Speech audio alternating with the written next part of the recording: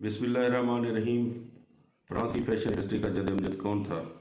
तो ये जो पीछे तस्वीर आप मेरे देख रही हैं, यही फ्रांस की फैशन इंडस्ट्री का जद-ए-अमजद है। ये एक पोर्ट्रेट है, और अगर आप इस पोर्ट्रेट को गौर से देखें तो इसके अंदर इंसानी चेहरे को नुमायाँ नहीं किया गया, बल्कि इसके अंदर आपको कपड़ों का रंग और उनका टेक्सचर है वो ज़्यादा नुमायाँ करके दिखाया गया है।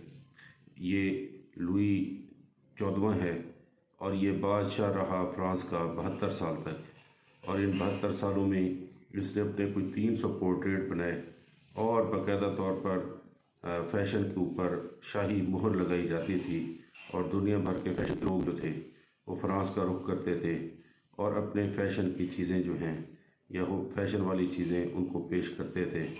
तो लुई 14वां जो है उसको हम कह सकते हैं कि वो फ्रांस की फैशन इंडस्ट्री